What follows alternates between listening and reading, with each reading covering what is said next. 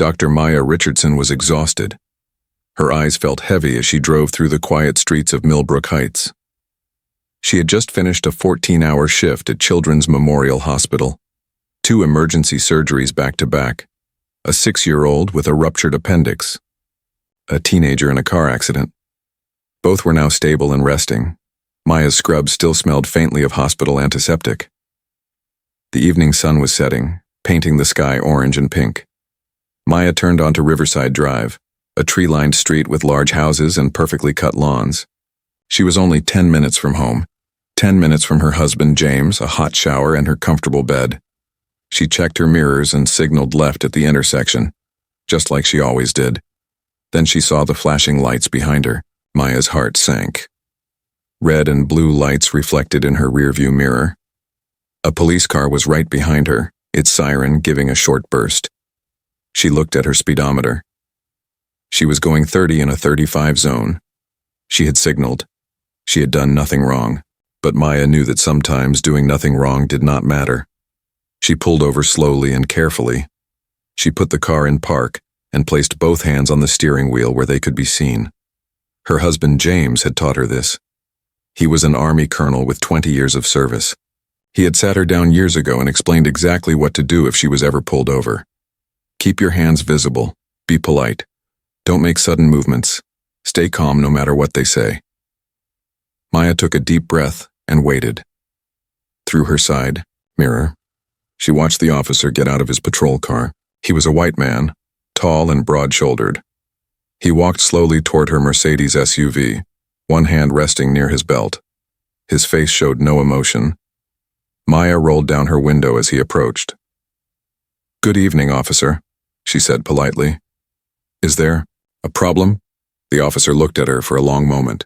His eyes moved from her face to her scrubs, then to the interior of her car. Something changed in his expression. His lips curved into a small smile that did not reach his eyes. It was not a friendly smile. "License and registration," he said. His voice was flat and cold. "Of course," Maya replied. "My license is in my purse on the passenger seat. My registration is in the glove compartment. I'm going to reach for them now. Is that okay?" The officer's hand moved to his weapon. "Keep your hands where I can see them." Maya's pulse quickened. "Yes, sir. I'm just reaching for my purse very slowly." She moved her right hand inch by inch toward the passenger seat. The officer watched her every movement, his body tense. Maya grabbed her purse and brought it to her lap. She pulled out her wallet with careful, deliberate movements. "Now I'm reaching for the glove compartment," she said clearly. "Make it quick," the officer said. Maya leaned over and opened the glove compartment. She found her registration and insurance papers. Her hands were steady, but inside she felt her anxiety rising. She had done this before. She was a 42-year-old woman with no criminal record. But she knew that her brown skin made some people see her differently. She handed the documents to the officer. He took them without thanking her. His eyes scanned her license. "Dr. Maya Richardson." He read aloud. That small smile appeared again. "Doctor, huh?" "Yes, sir. I'm a pediatric surgeon at Children's Memorial Hospital." "This your car?" he asked, looking at the Mercedes. Maya felt a chill run through her. "Yes, sir, it's registered to me and my husband." "Uh-huh." The officer looked at the registration papers. "Says here you live on Oakmont Avenue. That's a nice neighborhood." "We've lived there for 8 years, Maya said. She kept her voice calm and even. "What were you doing in this area?" the officer asked. Maya felt confusion mix with her anxiety. "I was driving home from work. I just finished my shift at the hospital." "You were speeding?" "No, sir. I was going 30 miles per hour. The limit here is 35. The officer's smile grew wider. "You failed to signal at that last turn." Maya knew this was not true. She always signaled. Always. "I did signal, officer. I'm very careful about that." "Are you calling me a liar?" His voice had an edge to it now. "No, sir. I'm just saying I signaled. Maybe you didn't see it." The officer leaned down closer to her window. Maya could smell coffee on his breath. "Step out of the vehicle." Maya's stomach dropped. Why? What have I done wrong? I said, step out of the vehicle. Now. Maya's mind raced. She thought about James. She thought about her 2 daughters away at college. She thought about the young patients depending on her. She needed to get through this safely. I'm getting out now, she said. She unbuckled her seatbelt slowly. She opened the door and stepped onto the pavement. Her legs felt shaky after standing for so many hours in the operating room. The officer looked her up and down. He was at least 6 inches taller than her. Turn around. Face the car. Officer, please, can you tell me what I did wrong? I have a right to know why I'm being stopped. His face hardened. You want to make this difficult? I can make it very difficult for you. Maya turned around and faced her car. She could see her reflection in the dark window. She looked small and tired in her surgical scrubs. Behind her, she heard the officer talking into his radio. This is Officer Walsh. I need you to run a plate for me. He read out her license plate number. Also running a license check on a Maya Richardson. Maya closed her eyes. This was really happening. She had not imagined how this officer looked at her. She had not imagined the suspicion in his voice. Several cars drove past. Some slowed down to look. Maya wondered what they saw. Did they see a doctor being harassed? Or did they see what Officer Walsh wanted them to see? Someone suspicious. Someone who did not belong in this neighborhood. So, Dr. Richardson, Officer Walsh said, his voice dripping with disbelief. You say you're coming from the hospital? In this direction? Yes, sir. Children's Memorial is 15 minutes from here. That's a pretty expensive car for a doctor. Maya turned her head slightly. My husband and I both work. We saved for years for this car. Your husband, Walsh said. What does he do? He's in the military. He's a colonel in the United States Army. Walsh laughed. It was not a pleasant sound. Right, and I'm the president. Maya felt anger rising in her chest, but she pushed it down. Getting angry would not help. He's stationed at Fort Campbell. He's been in the service for 20 years. Sure he has. Walsh's radio crackled. A voice came through, confirming that her license and registration were valid. No warrants, no issues. Maya felt a small sense of relief. Now he would give her a warning or a ticket, and she could go home. But Walsh was not done. I'm going to need to search your vehicle, he said. What? Why? Maya turned around fully now.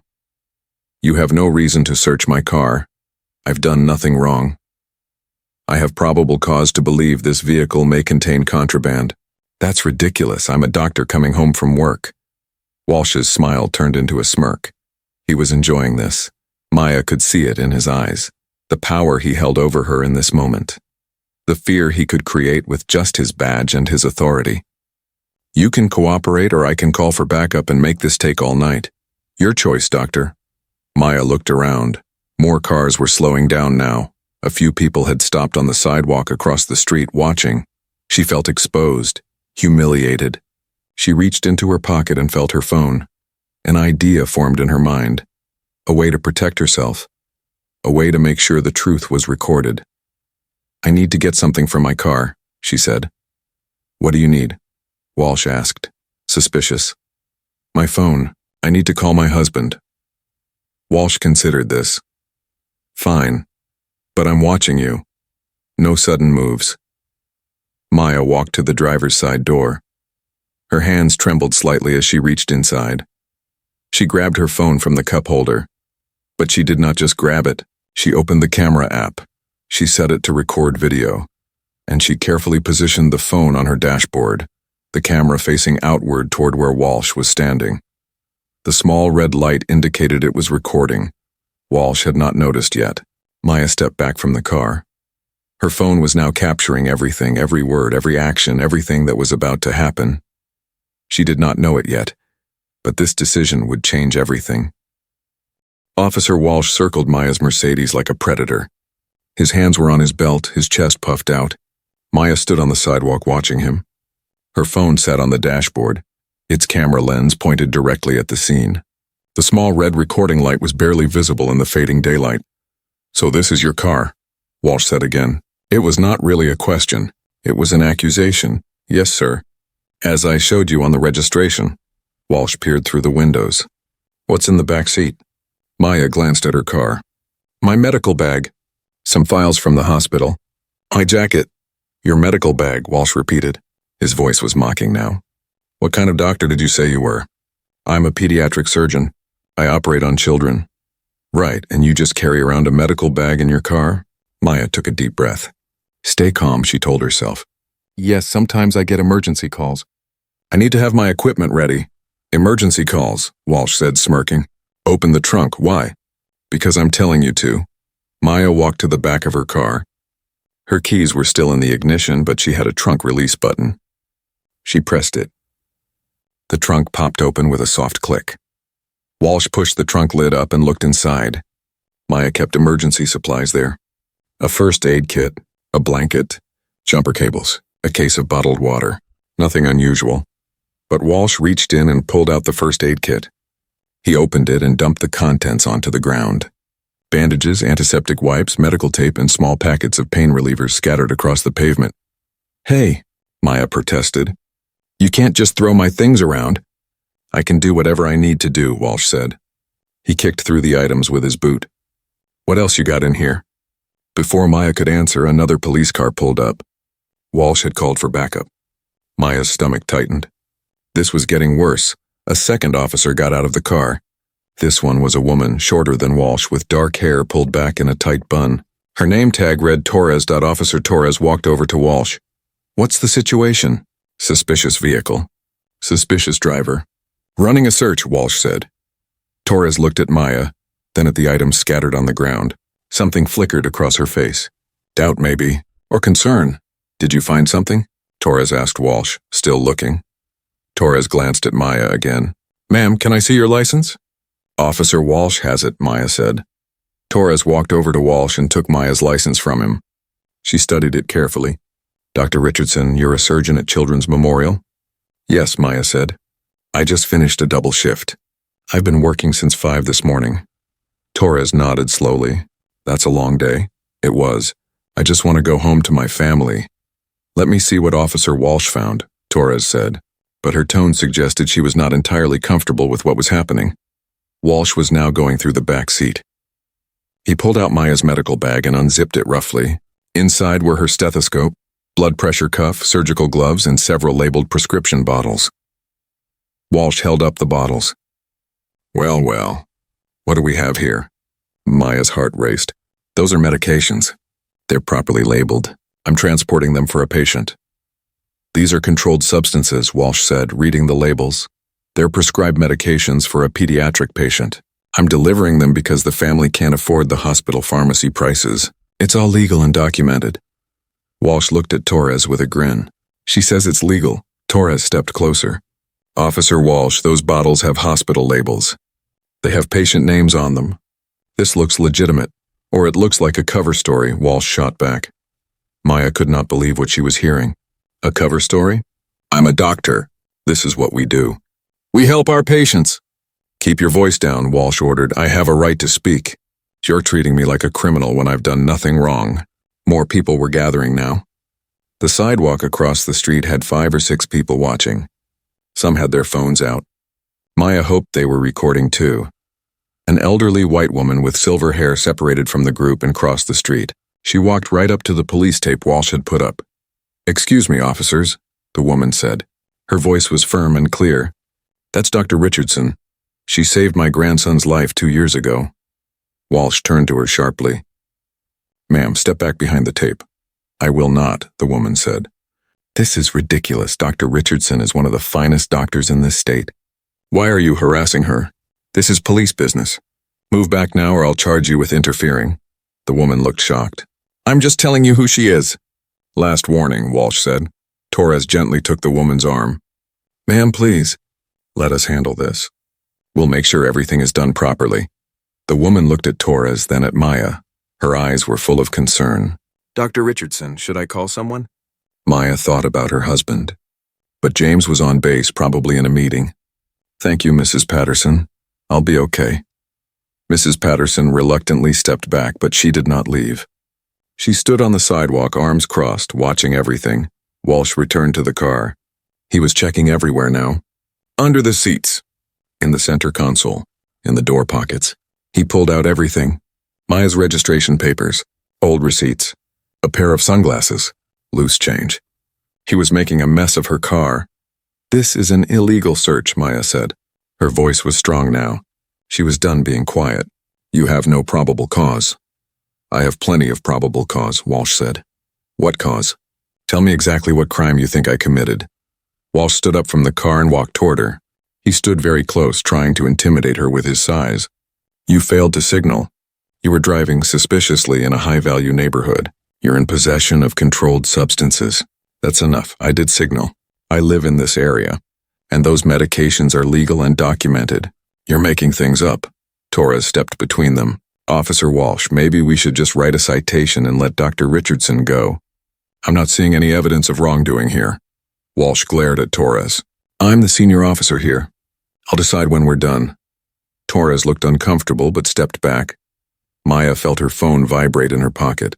Someone was calling. Probably James. She pulled it out to check.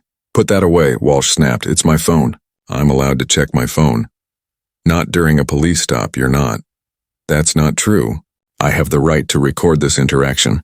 I have the right to call my lawyer or my family." Walsh's face reddened. "You're being non-compliant. I'm standing here. I've answered all your questions. I've let you search my car even though you have no right to. How am I being non-compliant?" More cars were slowing down now. The traffic was backing up as people tried to see what was happening. Some people were yelling from their cars, "Let her go. Leave that woman alone." Walsh ignored them. He grabbed his radio. "I need another unit at Riverside and Oak. I have a non-compliant subject who may need to be detained." Maya's blood ran cold. "Detained? For what? What crime have I committed?" "Obstruction of justice. Resisting an officer." "I haven't resisted anything." "This is insane." Torres looked alarmed now. "Officer Walsh, I really think we should reconsider this approach. I don't remember asking for your opinion." "Officer Torres." Torres's jaw tightened, but she said nothing more. Maya's phone was still on the dashboard, still recording everything. Walsh had not noticed it yet, but Maya was acutely aware of it. Every word he said, every illegal action he took, it was all being captured. Walsh walked back to his patrol car and returned with handcuffs. Maya's heart hammered in her chest. This could not be happening. Not to her. "Not here. Turn around," Walsh ordered. "You're arresting me? For what?" "I said turn around. I want to know what I'm being charged with." "That's my right." Walsh grabbed Maya's arm. She did not resist, but she did not help him either. She let her body go limp, forcing him to work harder. It was a technique her husband had taught her. Never resist violently, but don't make it easy either. "Stop resisting," Walsh barked, even though Maya was not fighting him. Torres stepped forward. "She's not resisting. She's just standing there." Walsh shot her an angry look. "Get the cuffs on her other wrist." Torres hesitated for a long moment. Then slowly, reluctantly, she took Maya's other wrist and helped secure the handcuffs. Maya felt the metal close around her wrists. The click sounded so final, so terrifying. "I am Dr. Maya Richardson," she said loudly and clearly, looking toward her car where her phone sat recording. "I am a pediatric surgeon. I have committed no crime. I signaled properly. I was not speeding. I have been cooperative throughout this stop. This officer has searched my vehicle without probable cause. He is now arresting me without justification. I am being detained illegally." Her voice carried across the street. Everyone heard her. More importantly, her phone heard her. Walsh pushed her toward his patrol car. "You can tell it to the judge." "I'll be telling it to a lot more people than that," Maya said. Torres opened the back door of Walsh's patrol car. Maya ducked her head and slid into the back seat. The door slammed shut behind her. She sat there in the caged back seat, handcuffed in her surgical scrubs. Through the window she could see her Mercedes sitting there with the driver's door still open, her phone still on the dashboard. Still recording, Mrs. Patterson was on her phone now, talking urgently to someone. Other witnesses were recording on their phones too. Good, Maya thought. The more evidence, the better. Maya sat in the back of the police car, her hands cuffed behind her. The plastic seat was hard and uncomfortable. The cage between the front and back seats made her feel like an animal. She had never been arrested before, never even had a speeding ticket. And now she was here, locked in a police car, accused of crimes she did not commit. Through the window, she could see Officer Walsh talking to Torres. He was gesturing with his hands, looking confident. Torres had her arms crossed and kept shaking her head. Whatever Walsh was saying, Torres did not seem to agree with it. Maya shifted in her seat, trying to ease the pressure on her wrists. The handcuffs were tight, too tight. They were cutting into her skin. She looked at her Mercedes. The driver's door was still open. Her phone was still on the dashboard. She could just barely see the small red light. It was still recording. That gave her a small sense of comfort. Whatever happened next, there would be proof. There would be evidence of what really occurred here. More people had gathered on the sidewalk. At least 15 now. Some were recording on their phones. Others were just watching, talking among themselves. Maya could see their faces. Some looked angry. Some looked confused. A few looked scared. Mrs. Patterson was still there, still on her phone. She kept looking at Maya with worried eyes. Maya tried to give her a reassuring nod, but she did not know if the older woman could see it through the patrol car window. A news van pulled up down the street. Maya's heart jumped. The media was here. A reporter got out, followed by a cameraman. They started setting up on the sidewalk. Walsh noticed the news crew.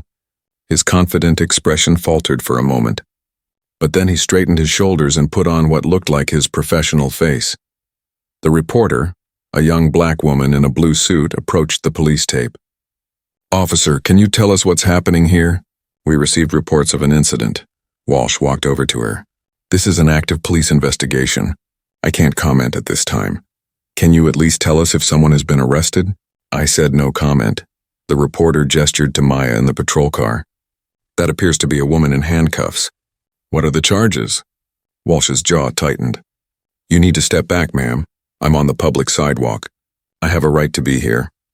Torres appeared beside Walsh. She looked at the reporter and then at the camera. "Ma'am, we're just doing our jobs here. Please give us some space to work." The reporter nodded but did not move. "We'll be right here when you're ready to make a statement." Walsh turned away, visibly irritated. He said something to Torres that Maya could not hear. Torres retrieved something from her patrol car and walked over to Maya's Mercedes. Torres looked into the car, checking the interior. That's when she saw it.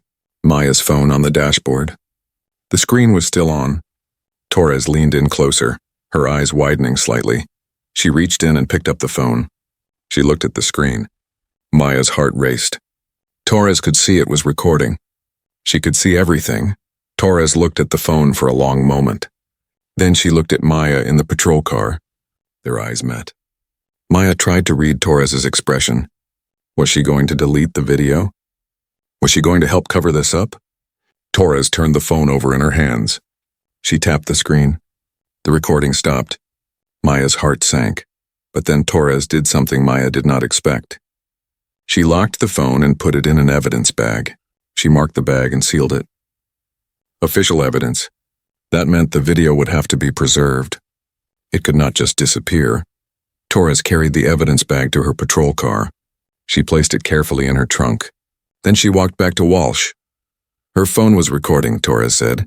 Her voice was quiet, but Maya could just barely hear it. Walsh's face went pale. What? Her phone. It was on the dashboard. Recording video. The whole stop. Walsh looked at Maya's car, then at Maya. His smirk was completely gone now. You're sure? Positive. It's in evidence now. I bagged it and tagged it. Walsh ran a hand through his hair. He looked nervous for the first time since the stop began. How long was it recording? I don't know. But it was still running when I found it. Maya watched Walsh's face change. He was doing calculations in his head, trying to remember what he had said, what he had done. Trying to figure out how bad this could be for him. He walked away from Torres and made another phone call. This time he was not laughing. He was talking quickly, urgently. His body language had completely changed. He looked worried. Maya allowed herself a small smile. Good, she thought. Now he knows what it feels like to be afraid. 20 minutes passed. Maya sat in the back of the car waiting. Her phone kept buzzing in the evidence bag. She could hear it faintly. Someone was trying to reach her. Probably James. By now he would know something was wrong. More police cars arrived. 3 of them. Officers got out and talked to Walsh. One of them was wearing a sergeant's uniform. He listened to Walsh, then looked at Maya in the car, then at the crowd of people watching. The sergeant walked over to Torres. "Officer Torres, what's your assessment of this situation?" Torres stood straighter. "Sir, I arrived after the initial stop." Officer Walsh called for backup. He was conducting a search of the vehicle. "The driver, Dr. Richardson, has been cooperative throughout. I haven't seen any evidence of criminal activity." Officer Walsh claims she was resisting. Torres hesitated. Maya could see the conflict on her face. "Sir, I didn't see any resistance." She questioned the search, which is her right, but she didn't physically resist. The sergeant nodded slowly. "And there's a recording?" "Yes, sir. I found her phone recording the entire encounter. It's in evidence now." The sergeant looked at Walsh, who was still on his phone. "This is going to be a problem." "Yes, sir," Torres said quietly. The sergeant walked over to the patrol car and opened the door. "Dr. Richardson, I'm Sergeant Miller. I'm going to ask you some questions. You have the right to remain silent. Do you understand?" "Yes," Maya said. "But I've done nothing wrong. I want to go home. I understand. But first I need to get the full story. Officer Walsh says you failed to signal and were driving suspiciously. Is that true?" "No, sir. I signaled at the intersection. I always signal. I've never had a traffic violation in my life. I was simply driving home from the hospital where I work." "What do you do at the hospital?" "I'm a pediatric surgeon. I finished a 14-hour shift. 2 emergency surgeries today." Sergeant Miller studied her face. "That's a long day." "Yes, sir. I just want to go home to my husband and rest." "Your husband? What's his name?" "James Richardson. He's a colonel in the United States Army. He's stationed at Fort Campbell." The sergeant's expression changed. "Colonel Richardson?" "Yes, sir." "Do you know him?" "I know of him. He's got a good reputation." The sergeant looked troubled now. "Dr. Richardson, I'm going to be honest with you. This situation is complicated, but I promise you we'll sort it out fairly. Will you look at the recording on my phone?" "Yes, we will." "That's evidence now. It has to be reviewed." "Good, because it will show you exactly what happened here. It will show you that Officer Walsh had no cause to pull me over, no cause to search my car, and no cause to arrest me." The sergeant closed the door and walked back to Walsh. Maya watched them talk. Walsh was getting defensive, his voice rising. The sergeant held up a hand, telling him to calm down. Torres approached the patrol car again. She opened the door. "Dr. Richardson, I'm going to remove the handcuffs, but you need to stay in the car for now." "Thank you," Maya said. Torres helped her turn around and unlock the handcuffs. Maya brought her hands forward, rubbing her sore wrists. There were red marks where the metal had pressed into her skin. "I'm sorry," Torres said quietly. "I should have spoken up sooner." Maya looked at her. "Why didn't you?" Torres looked away. "I don't know. Walsh is senior to me. I've only been on the force for 2 years. I thought maybe I was wrong. Maybe I was missing something." "You weren't wrong. You saw what was happening." "I know, and I'm sorry." Torres closed the door and walked away. Maya sat there, rubbing her wrists, watching the scene continue to unfold. The news reporter was now interviewing people from the crowd. Mrs. Patterson was talking to her, gesturing toward Maya. Other witnesses were sharing what they had seen. Maya's phone buzzed again, and again, and again. Someone was desperately trying to reach her. The sergeant returned to Walsh. "I need your body camera footage." Walsh shifted uncomfortably. "It's not on." "What do you mean it's not on?" "I forgot to activate it." The sergeant's face hardened. "You forgot? During a traffic stop that resulted in an arrest. It was an oversight." "An oversight?" The sergeant did not sound convinced. "What about your dash cam?" "Also off. So we have no official police footage of this stop?" "No, sir. But I have my notes." "Your notes?" The sergeant turned away, clearly frustrated. "Officer Torres, what about your cameras?" "My body cam is on, sir. I activated it as soon as I arrived." "Good. Let's review that footage now." Torres went to her patrol car and pulled up the footage on her in-car computer. The sergeant watched it carefully. Maya could not see the screen, but she could see the sergeant's face. He looked more and more troubled as he watched. After several minutes, he turned to Walsh. Officer Walsh in my office, now. Walsh followed him to one of the patrol cars. They sat inside talking. Maya could see Walsh gesturing, trying to explain. The sergeant sat with his arms crossed, listening but not looking convinced. More time passed. The sun was setting fully now. The streetlights came on. Maya was getting cold in her scrubs. She had been sitting in this car for over an hour. Finally, the sergeant got out of the car. He walked over to Maya and opened the door. "Dr. Richardson, you're free to go." Maya felt relief flood through her. "Thank you. We're not charging you with anything, but we are keeping your phone as evidence. You'll get it back after the investigation." "Investigation?" "Yes, there will be an internal investigation into this stop. Both your recording and Officer Torres's body camera footage will be reviewed. You'll be contacted by our Internal Affairs Division." Maya stepped out of the car. Her legs were stiff from sitting so long. "What about Officer Walsh?" The sergeant looked at Walsh, who was standing by his patrol car looking defeated. "That's part of the investigation. He racially profiled me. He searched my car illegally. He arrested me without cause. I understand, and those allegations will be taken seriously, but I can't discuss personnel matters with you." Maya looked at her Mercedes. Her belongings were still scattered on the ground. "Can I at least get my car?" "Yes. Officer Torres will help you collect your things." Torres came over and helped Maya gather the items Walsh had thrown around. Her medical supplies, her papers, her first aid kit. Everything was dirty now, touched by careless hands and left on the pavement. Mrs. Patterson crossed the street. "Dr. Richardson, are you all right?" "I called your husband.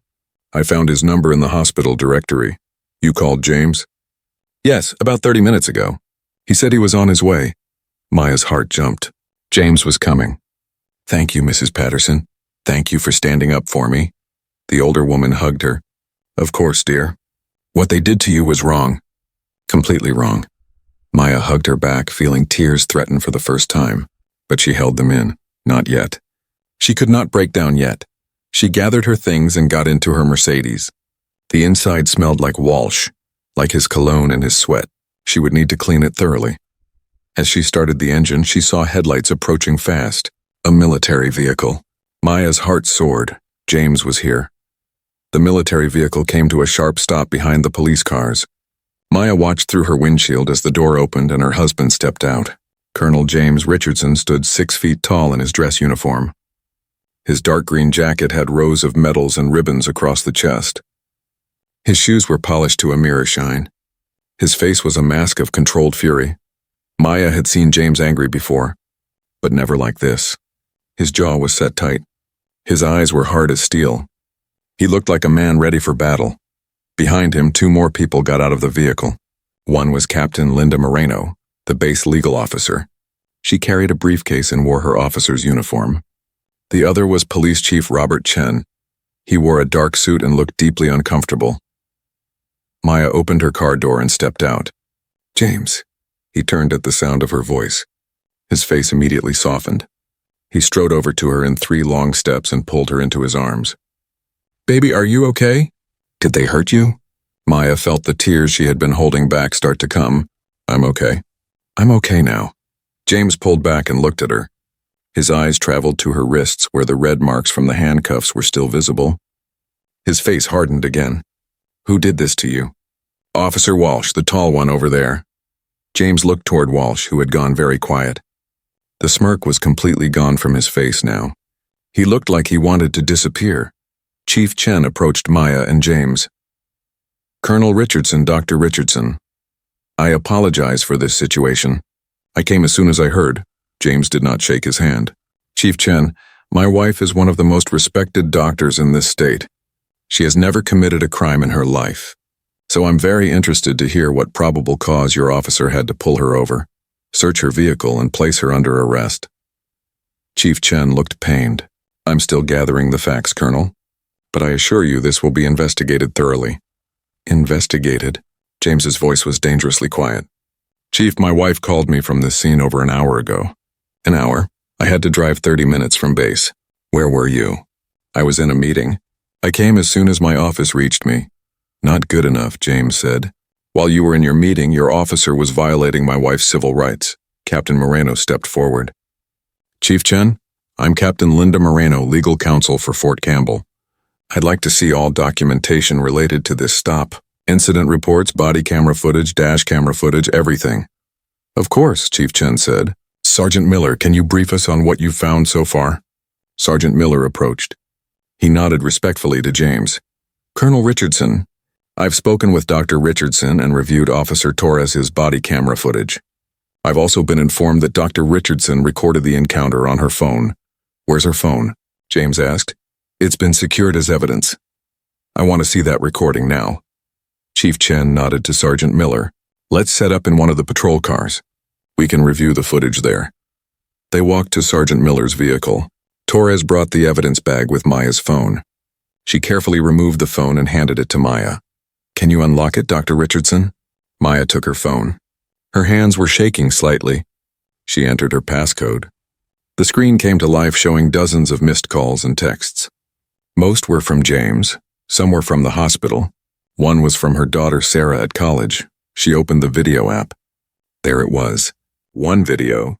1 hour and 17 minutes long. Play it, James said. Maya tapped the play button. The video started from the moment she had set the phone on the dashboard. The angle showed the street, her car, and Officer Walsh approaching. They all watched in silence. The video captured everything. Walsh's dismissive tone, his accusations, his illegal search, his comments about Maya's car being too expensive for her, his mocking disbelief when she mentioned James's rank. Maya watched James's face as the video played. A muscle in his jaw twitched. His hands clenched into fists and then relaxed. Over and over. When the video reached the part where Walsh demanded to search her medical bag, Chief Chen closed his eyes. When it showed Walsh handcuffing Maya while she clearly stated she was not resisting, Captain Moreno made notes in her legal pad. The video continued. Maya's clear statement for the record. Walsh pushing her into the patrol car. His phone call where he laughed with someone. When the video ended, no one spoke for a long moment. Finally, James turned to Chief Chen. I want that officer's badge, today. Colonel Richardson, I understand you're upset, but there's a process we have to follow. Process? James's voice rose. That man racially profiled my wife. He conducted an illegal search. He arrested her without probable cause. He violated her Fourth Amendment rights. And you want to talk to me about process? James, Maya said softly, touching his arm. He looked at her and took a deep breath. I'm sorry, he said. But Chief Chen, you need to understand. My wife is a surgeon. She saves children's lives. Today she saved 2 children. And this is how your department treats her? Chief Chen looked genuinely distressed. Dr. Richardson, Colonel Richardson, I am deeply sorry for what happened here. This is not how my officers are trained to behave. This is not the standard we hold. Then why did it happen? Maya asked. Her voice was steady now. Why did Officer Walsh look at me and see a criminal? Why did he assume my car was stolen? Why did he not believe I'm a doctor? Why did he mock my husband's service to this country? Chief Chen had no answer. Captain Moreno spoke up. Chief, I need to inform you that the base legal team will be filing a formal complaint on Dr. Richardson's behalf. We'll be pursuing federal civil rights violations under Section 1983. We'll also be filing with the State Civil Rights Commission. I understand, Chief Chen said quietly. Additionally, Moreno continued, we'll be requesting a full review of Officer Walsh's history. Every stop he's made, every arrest, every use of force report. If there's a pattern of discriminatory behavior, we will find it. James looked at Torres, who had been standing silently nearby. Officer Torres, you arrived as backup. What did you see? Torres straightened. Sir, when I arrived, Officer Walsh was searching Dr. Richardson's vehicle. I reviewed the situation and did not observe any probable cause for the search or the arrest. I informed Officer Walsh of my concerns. He did not agree with my assessment. Did you activate your body camera? Yes, sir. As soon as I arrived. And that footage will support what you just said? Yes, sir. It will, James nodded. Thank you for telling the truth, Officer Torres. That takes courage. Torres looked relieved but also troubled. Sir, I should have done more. I should have stopped it. You're a junior officer, James said. Walsh is your senior. You did what you could. The fact that you're being honest now matters. Chief Chen cleared his throat. Officer Torres, I want you to write a complete report of what you observed tonight. Leave nothing out. Have it on my desk by morning. Yes, sir, Torres said. Chief Chen turned to Sergeant Miller. Where's Officer Walsh now? In his patrol car, sir. Tell him to report to headquarters immediately. He's suspended pending investigation. I want his badge and his weapon. Sergeant Miller nodded and walked toward Walsh's car. Maya watched as Miller approached Walsh. She saw Walsh's face go from nervous to shocked to angry. He started to argue. Miller held up a hand and said something sharp. Walsh's shoulders slumped. He got out of his car, removed his badge, and handed it to Miller along with his service weapon. Walsh looked toward Maya one last time. The smirk was long gone. He just looked defeated and scared. He got into his personal car and drove away. Good, James said. That's a start. But Chief Chen, this cannot end here. It won't, Colonel. I promise you. This will be investigated fully and fairly. I want independent oversight. I don't want your department investigating itself. I'll request that the state police handle the investigation. Good. James looked at his wife. Maya, what else do you need right now? Maya thought about it. I need my phone. I need to go home. I need to shower and eat and call our daughters before they see something about this on the internet. You can take your phone, Chief Chen said. We have the footage copied. Captain Moreno has a copy as well. Moreno nodded. Dr. Richardson, I made sure to preserve the complete file with metadata intact. This video is solid evidence. Maya took her phone and put it in her pocket. Thank you. The news reporter approached the group. Excuse me, Chief Chen. Do you have a statement about tonight's incident? Chief Chen looked tired. We are conducting an investigation into a traffic stop that occurred this evening. The officer involved has been suspended pending the outcome of that investigation. The department takes allegations of civil rights violations very seriously. That's all I can say at this time. Dr. Richardson, would you like to make a statement? The reporter asked. Maya looked at James. He nodded. It's up to you. Maya faced the camera. She was still in her surgical scrubs, dirty from the ordeal. Her wrist still showed red marks, but she stood tall. My name is Dr. Maya Richardson. I'm a pediatric surgeon at Children's Memorial Hospital. Tonight, I was racially profiled by a police officer. I was pulled over without cause. My vehicle was searched illegally. I was handcuffed and detained without justification. This happened because of the color of my skin. Nothing else. She paused, collecting her thoughts. I am fortunate. I have resources. I have a husband who could come to my aid. I have a phone to record what happened. But how many people experience this same treatment without those advantages? How many people are harassed, arrested, or worse with no video evidence? No one to call? No voice to speak up? Her voice grew stronger. This is why we must hold police accountable. This is why body cameras must be mandatory and always on.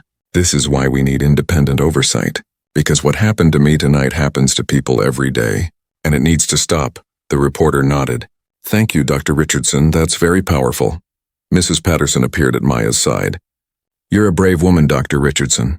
Thank you for speaking out. Other people from the crowd approached. Some just wanted to say they supported her. Others shared their own stories of being profiled. A young black man told her about being stopped 5 times in 1 year for driving while black. An elderly Hispanic woman described her son's arrest for looking suspicious in his own neighborhood. Maya listened to each story. Each one broke her heart a little more. James put his arm around her. Let's get you home. Maya nodded. She was exhausted, physically, emotionally, mentally drained. Chief Chen approached one more time.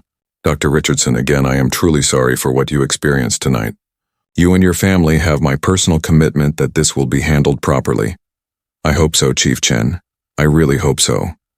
Maya and James walked to her Mercedes. Captain Moreno followed them. Dr. Richardson, I'll be in touch tomorrow with next steps. We have several legal options available to you. But tonight, just rest. Take care of yourself. Thank you, Captain Moreno. Maya got into her car. James got into the passenger seat. I'll have someone pick up my vehicle later. Right now, I'm riding with you. Maya started the engine. As she pulled away from the scene, she looked in her rearview mirror. The police cars. The crowd. The news van. All of it fading behind her. But she knew this was not over. This was just the beginning. Maya drove home in silence. James sat beside her, his hand resting on her knee. She could feel his tension. His anger simmered just below the surface. Controlled but not gone. When they pulled into their driveway, Maya finally let herself relax. Home. Safe. She turned off the engine and just sat there for a moment. You okay? James asked gently. No, Maya said honestly. But I will be. They went inside. Their house was warm and quiet. Maya had left that morning in the dark, excited about her surgeries. Now she returned broken and exhausted. Go shower, James said. I'll make you something to eat, Maya nodded. She walked upstairs to their bedroom, peeling off her dirty scrubs. She turned on the shower as hot as she could stand it and stepped under the spray. The water washed away the physical dirt, but not the feeling of violation. Not the memory of Walsh's smirk. Not the fear she had felt sitting handcuffed in that patrol car. She cried in the shower, finally let the tears come. Great heaving sobs that shook her whole body. All the fear and anger and humiliation poured out. After a while, she heard the bathroom door open. Maya? James's voice was soft. I'm okay, she said through her tears. No, you're not. And that's okay.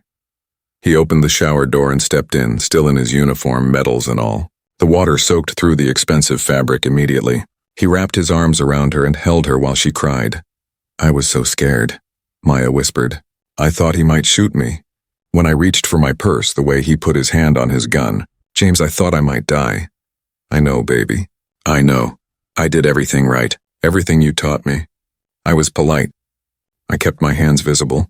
I didn't resist. And it didn't matter. He had already decided who I was the moment he saw me. James held her tighter. You survived. That's what matters. You survived and you got evidence. Now we fight back. They stood under the water until it started to run cold. Then James turned it off. He helped Maya dry off and wrapped her in her favorite robe. His uniform was completely ruined, but he did not care. Downstairs, he had made scrambled eggs and toast. Simple food, but Maya was grateful. She realized she had not eaten since breakfast 16 hours ago. Her phone buzzed on the counter. She picked it up. 73 missed calls, over 200 text messages. Her email had hundreds of unread messages. Don't look at those tonight, James said. It can wait. But Maya was already scrolling through. Messages from colleagues at the hospital. From friends. From family members who had seen something on the news. Her daughter Sarah had texted 15 times. Maya called Sarah. She answered on the first ring. Mom! Oh my God, Mom, are you okay?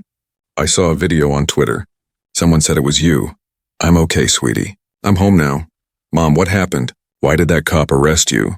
Maya explained the whole story. Sarah was silent on the other end, and when Maya finished, she heard her daughter crying. Baby, don't cry. I'm fine. Mom, you could have been killed. That cop had his hand on his gun. I saw it in the video. What video? Maya asked, confused. It's everywhere, Mom. Someone from the crowd posted their recording. It has like 2 million views already.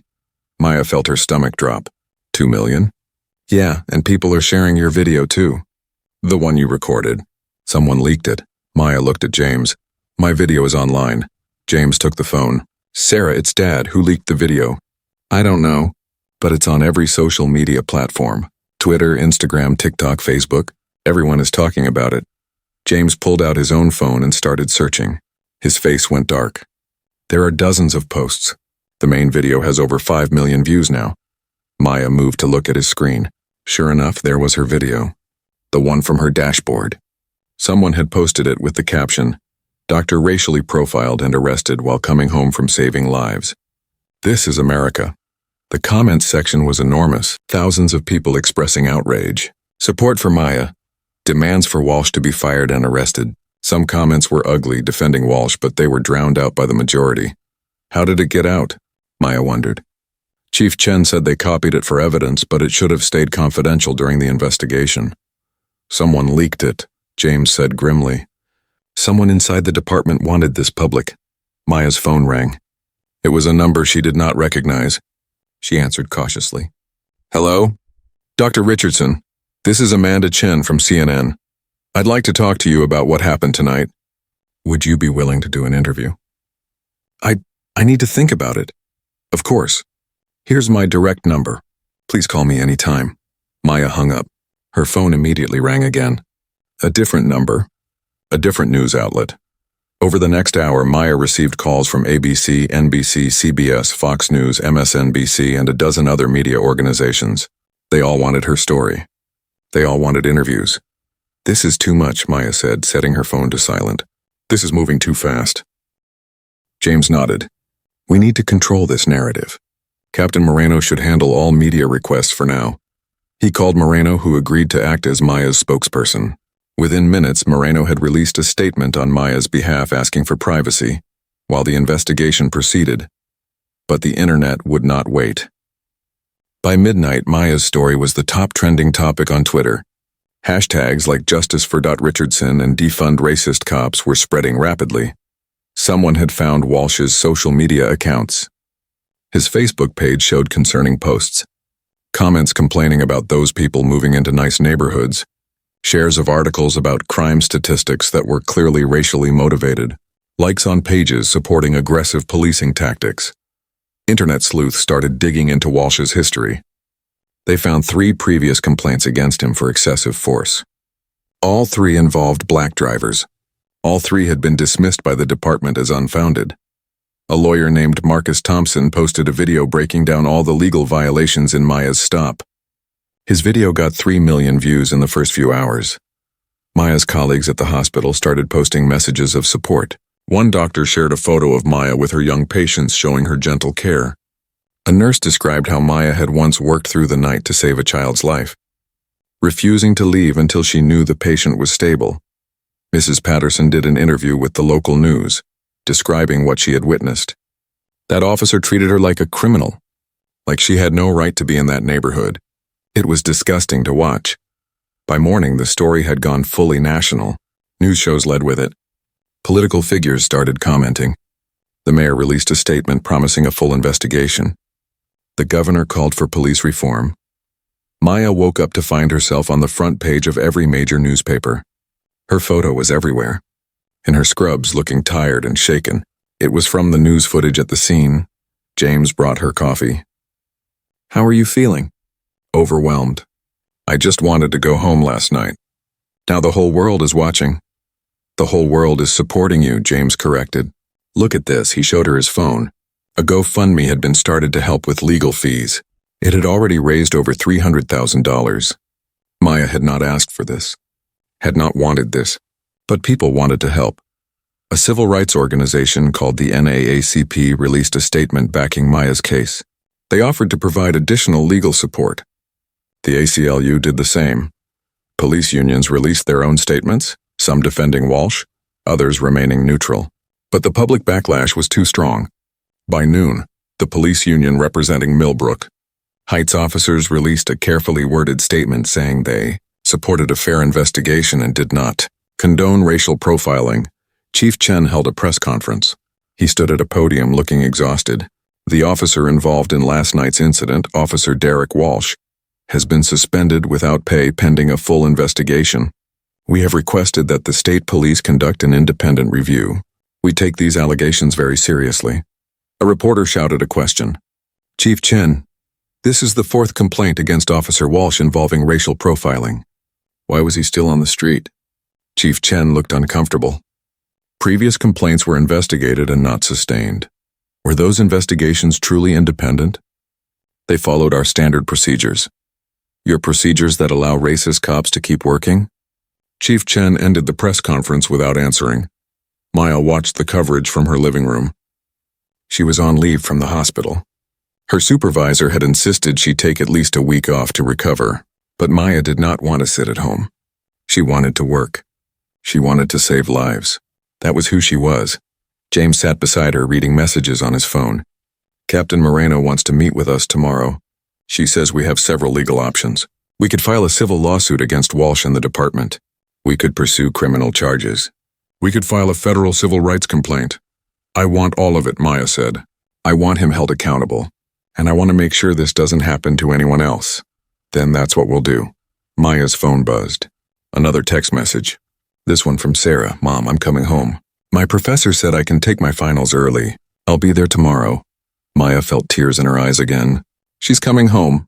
Good, James said. We should all be together for this.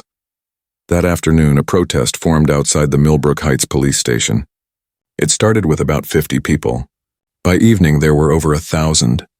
They carried signs saying Black Lives Matter and Justice for Dr. Richardson and Fire Walsh now. The protest was peaceful. People gave speeches.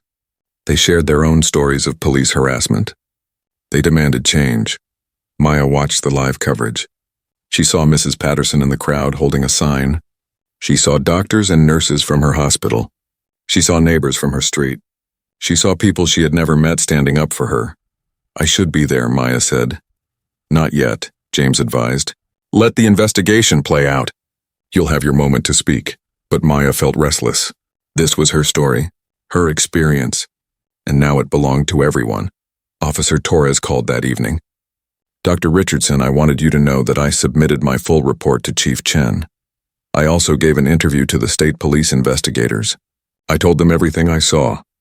"Thank you, Officer Torres. I should have done more to stop it. I'll have to live with that. But I won't let the truth be buried."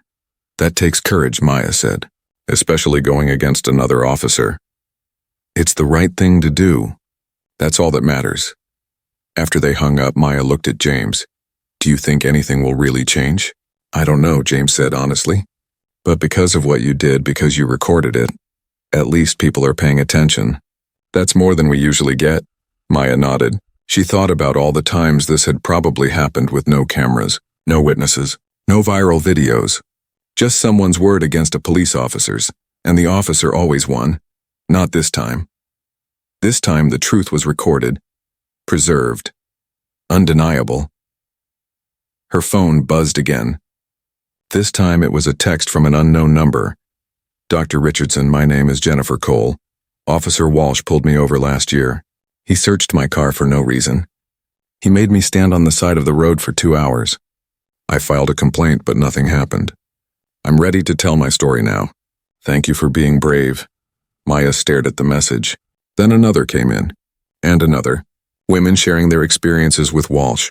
Some of them had similar stories. Traffic stops that went too far. Searches without cause. "Humiliating treatment, James," Maya said quietly. "I think Walsh has been doing this for a long time." James read the messages.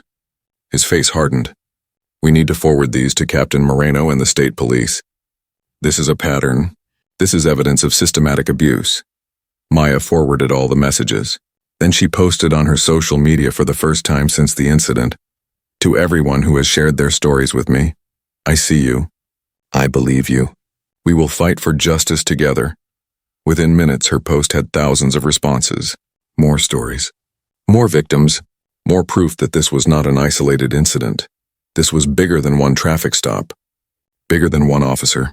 This was about a system that protected bad cops and ignored their victims. And now finally people were listening. 3 months passed. 3 months that changed everything. The state police investigation concluded within 6 weeks. Their report was damning. They found that Officer Derek Walsh had conducted the traffic stop without reasonable suspicion. He had searched Maya's vehicle without probable cause or consent. He had arrested her without legal justification. Every single action he took violated her constitutional rights. But the report went deeper. Investigators examined Walsh's entire career. They found a clear pattern. In his 8 years on the force, Walsh had pulled over 63 black drivers in a district where only 12% of residents were black. His arrest rate for black drivers was 4 times higher than for white drivers. Yet his conviction rate for those arrests was only 30%, suggesting most of the arrests were baseless. They interviewed 17 people who had filed complaints against Walsh, people like Jennifer Cole, who had reached out to Maya. Each story was similar. Pretextual traffic stops, unnecessary searches, degrading treatment, and every complaint had been dismissed by the department's internal review process. The report concluded with a recommendation for criminal charges. The district attorney, a black woman named Patricia Johnson, took the case personally. She charged Walsh with deprivation of rights under color of law, a federal offense. She also filed state charges for false imprisonment and official misconduct. Walsh's lawyers tried to fight it. They claimed he was just doing his job. They said Maya had been acting suspiciously. They argued that the stop was legitimate, but then they had to face the video. Maya's recording was played in the preliminary hearing. The courtroom was packed with people, media, and supporters. Maya sat in the front row, James beside her, both daughters behind them. The video played on large screens. Everyone watched Walsh's smirk, his dismissive comments, his illegal search, his mockery of Maya's profession and her husband's military service, his obvious enjoyment of the power he held over her. The judge, an older white man named Harold Stevens, watched the video with an increasingly dark expression. When it ended, he looked at Walsh's lawyers. "Counselors, I've been on this bench for 23 years. I've seen a lot of questionable police conduct. But this," he gestured to the screen, "this is one of the most clear-cut cases of racial profiling I've ever witnessed. Your client's behavior was not just unprofessional, it was criminal. He denied bail reduction. Walsh would stay in jail until trial." Walsh's smirk was long gone. He sat at the defense table looking pale and frightened. He had lost his job, his pension, his reputation. His freedom was next. The civil lawsuit moved forward separately. Captain Moreno had filed it on Maya's behalf against both Walsh personally and the Millbrook Heights Police Department. The lawsuit claimed violations of Maya's Fourth Amendment rights, racial discrimination, and intentional infliction of emotional distress. The department tried to settle quickly. They offered Maya $500,000 to make it go away. She refused. "This isn't about money," she told James and Captain Moreno. "This is about accountability. This is about making sure they can't do this to anyone else." So they went to trial. The civil trial lasted 2 weeks. Maya testified about her experience, about the fear she felt, about the humiliation, about how she still had nightmares of Walsh's hand moving toward his gun. James testified about the call he received from Mrs. Patterson, about racing to the scene terrified that his wife might be hurt or dead, about the relief and rage he felt seeing her handcuffed in the back of a patrol car. Maya's daughters testified too. Sarah described watching the video of her mother's arrest and fearing she would be shot. Emily, the younger daughter, talked about how she now feared police officers even though she had been raised to respect them. Medical experts testified about Maya's trauma, about the anxiety and depression that followed the incident, about the way it affected her work, her sleep, her sense of safety in her own community. But the most powerful testimony came from Walsh's other victims, 17 men and women, all black or Hispanic, all with similar stories. The jury heard each one. Chief Chen was forced to testify. He admitted under oath that Walsh had multiple complaints against him. He admitted that the department's internal review process was inadequate. He admitted that they had failed to protect the community from a problem officer. The jury deliberated for 4 hours. They found in favor of Maya on every count. They awarded her $2 million in compensatory damages, and then they added $5 million in punitive damages against the department, sending a clear message that this behavior would not be tolerated. Outside the courthouse, Maya stood with her lawyers and her family. Media surrounded them. Cameras captured every word. "Today justice was served," Maya said, her voice strong and clear. "But this was never just about me. This was about every person who has been profiled, harassed, or abused by officers who are supposed to protect us." She looked directly at the cameras. "Officer Walsh violated my rights. He treated me like a criminal because of my skin color, but I was fortunate. I had resources. I had a husband who could help. I had a phone to record the truth. Most people don't have those advantages." Her voice grew more passionate. "How many people experience this same treatment every day with no cameras? No lawyers? No voice to speak up? Those are the people we must remember. Those are the people this victory is for." A reporter shouted a question.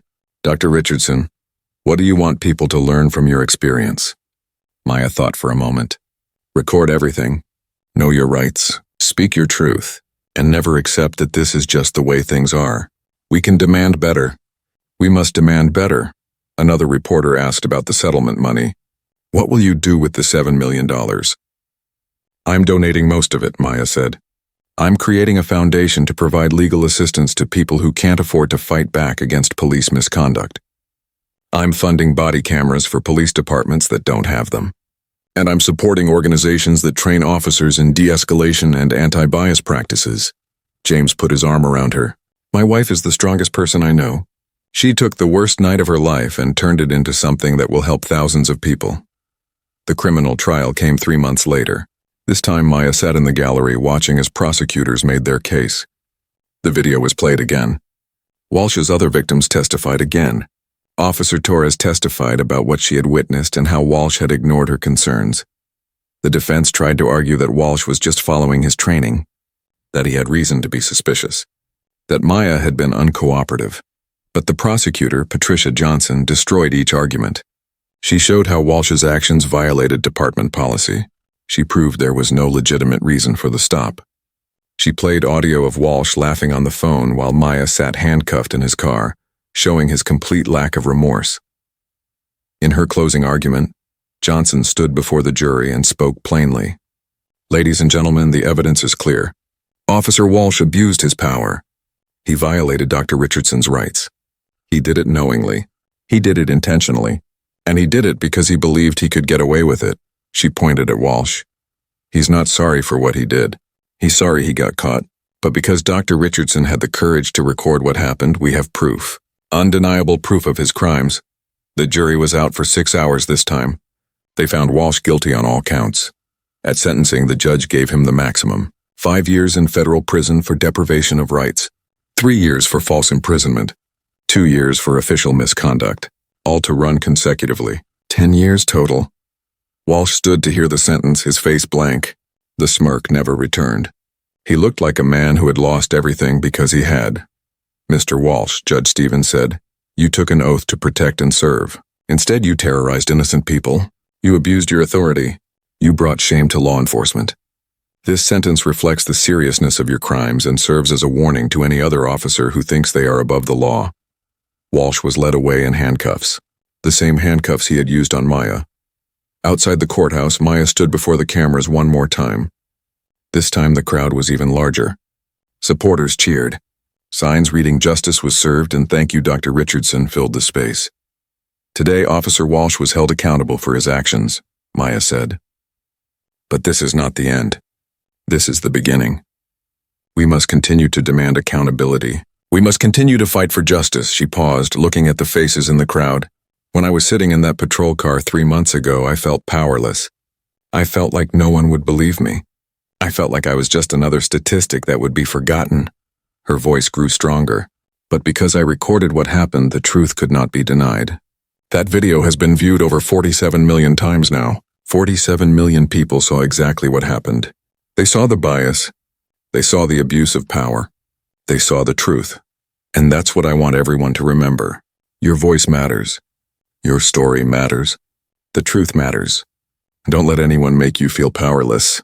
Don't let anyone silence you. Record, document, speak up. Fight back. The crowd erupted in applause.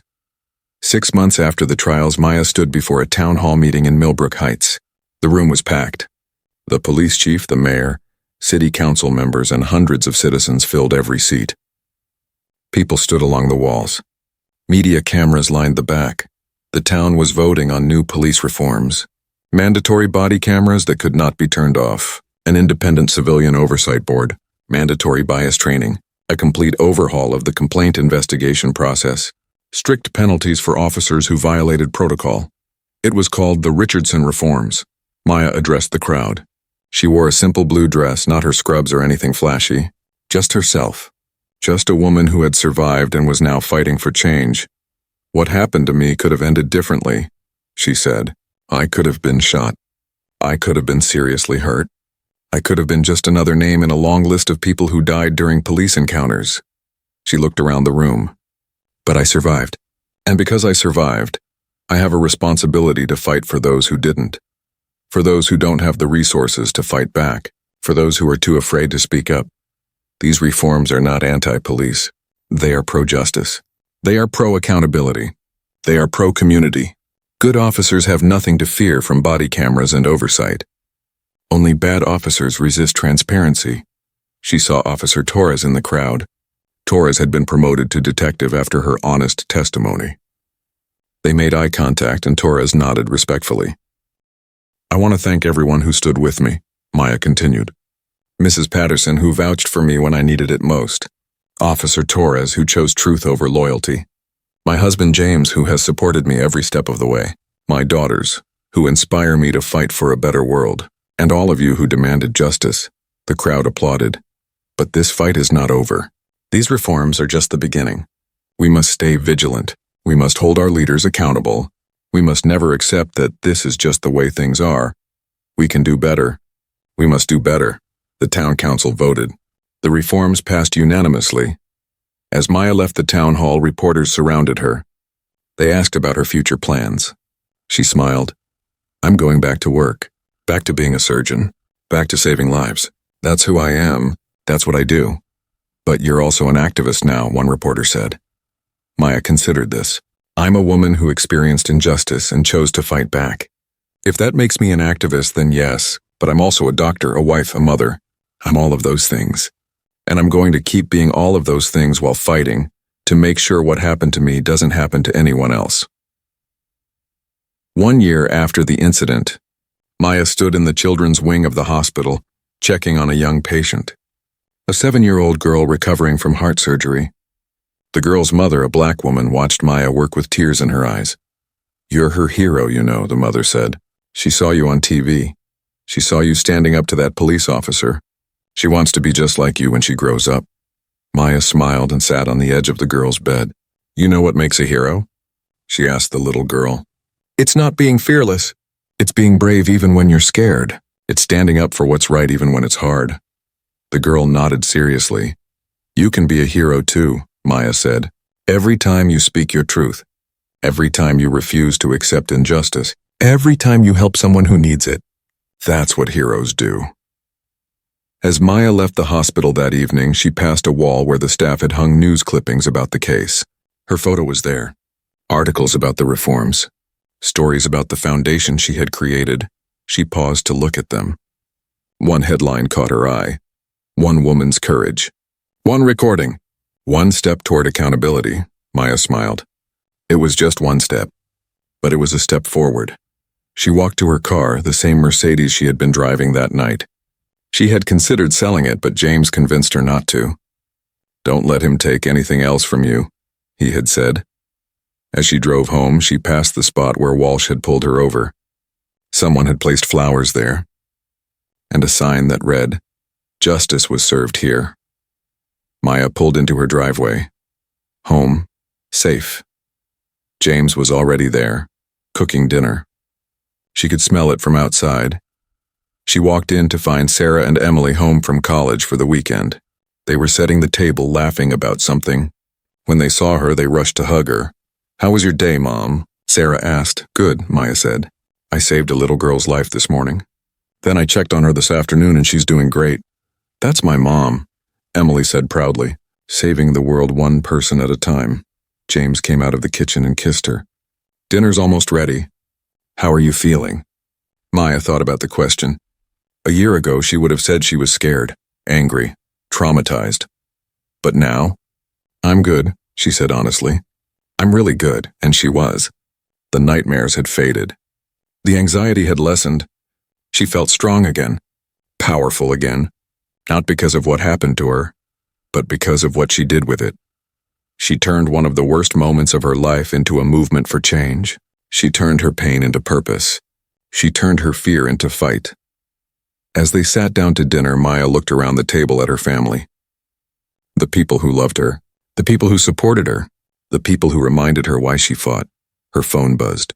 Another message from someone sharing their story of police misconduct. Another person thanking her for being brave. Another life touched by what she had done. Maya smiled and put her phone away. Tonight was for family, for joy, for normal life, but tomorrow she would read that message. She would respond. She would help however she could because that was who she was now. A doctor, a mother, a wife, and a woman who refused to let injustice win. Officer Walsh's smirk had vanished long ago. But Maya's smile remained, and that, she thought, was the best victory of all.